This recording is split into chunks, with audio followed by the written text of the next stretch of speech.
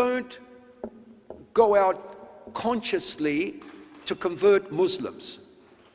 We don't go out consciously to convert Muslims because of the fragile situation of the tensions between Christians and Muslims in Africa. Though in Sierra Leone it doesn't exist to that degree. Nevertheless, it is a hotbed right now in West Africa, with Boko Haram in Nigeria, with the wars in Mali, and so forth. It is a very delicate subject. So, we help Muslims. We help them. If people come and they belong to Islam, no problem. If they're hungry, we'll feed them. If they are sick, I will help them. No problem. What happens is, because of that, some of them ask themselves, how come these people who are not Muslims are helping me? And through that philanthropy, we have converted Muslims to Orthodoxy. I'll give you 2 examples.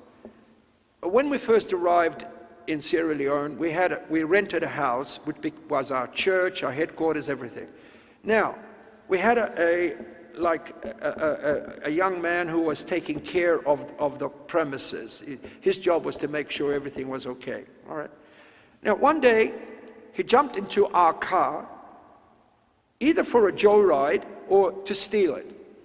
And he ended up smashing it. Brand new car. We brought it from Kenya. It was a really great car. And we really were, it was our wheels. He smashed it up. Okay?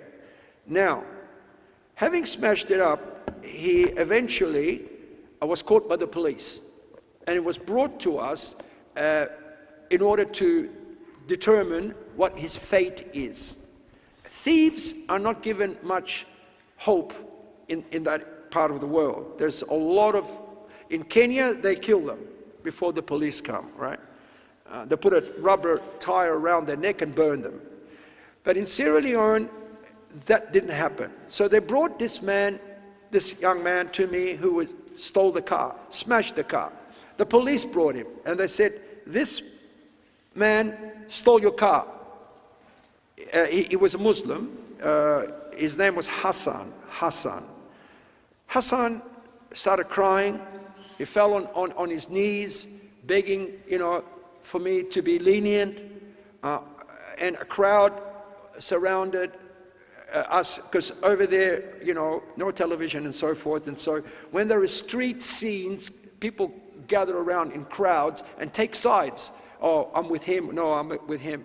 So, but it seemed that the crowd was on my side.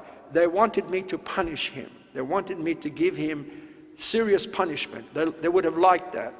Well, remembering the words of Jesus to forgive those who hurt you, I said to the police, no, there is going to be no punishment here. We are forgiving this young man here. We're forgiving. Everybody was shocked and they turned against me. Suddenly they were yelling and saying, no, you've got to punish him, he's a thief, that's not fair, let him go to prison. I said, no, we are Christian.